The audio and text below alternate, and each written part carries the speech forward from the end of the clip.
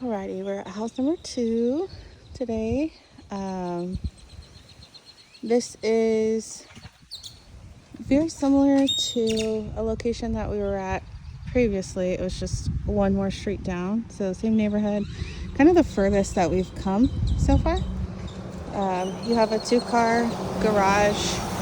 It's actually been converted, which I'll show you inside. And then I really think you can only probably get 2 cars in your driveway. This is my rental. And even if I had pulled all the way up, I don't know that you could squeeze another car back here, but maybe you could. It stopped raining. This is kind of the drainage in the front. Luckily, it's not like in your driveway or anything, but just did want to point it out. Front door has your storm door, and then just like your metal door, and it does have the keypad lock there.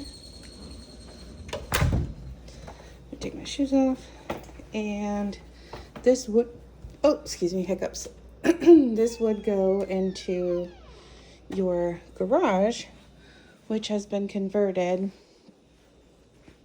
and is, I guess, kind of like their storage room. It's nicely done. It's just, I think that you said you prefer the garage. There's another little nook in here with some nice shelving. That would be considered a fixture. These shelves would stay. Basically everything in here is personal belongings. And then I don't know that I'm gonna really be able to get this open. It's really just the door. Now, a couple things to know about this. This is probably not approved by the HOA,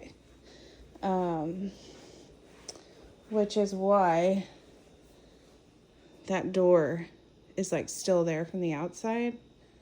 It also looks like they had maybe a Wi-Fi system plugged in right there, because you've got a power and a cable.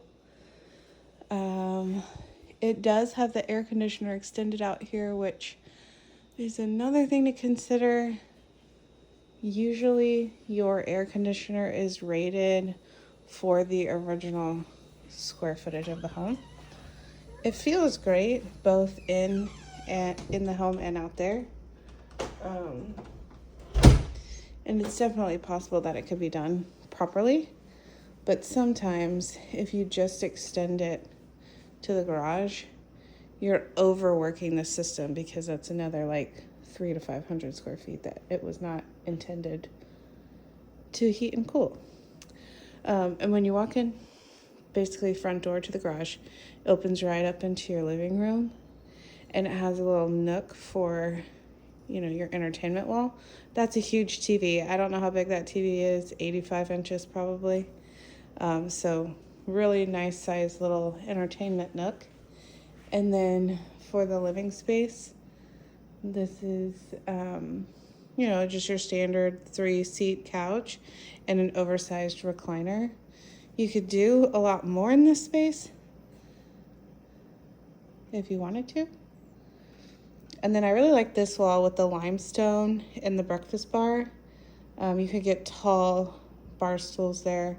I think if it were me, I would do tall bar stools there and then like a sectional that way. So really utilize both the additional seating and then the living room. Kitchen's really nice, granite countertops. It's nice and open. And then the dining space is in the kitchen.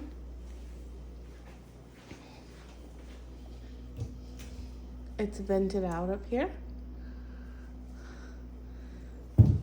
Cabinet pulls are really nice. All the cabinets seem to be in pretty good shape. It is not a soft close. Ooh, this drawer is massive. I like that. I don't know that we've seen a house where I've been excited about drawers before, but I am a sucker for drawers in the kitchen. This is, oh, okay, I thought that was the light for in here, but I guess that's the push light for the pantry. Just like a battery operated one. It's pretty deep, but it's not very wide. All right, I'm already at 5.5 minutes.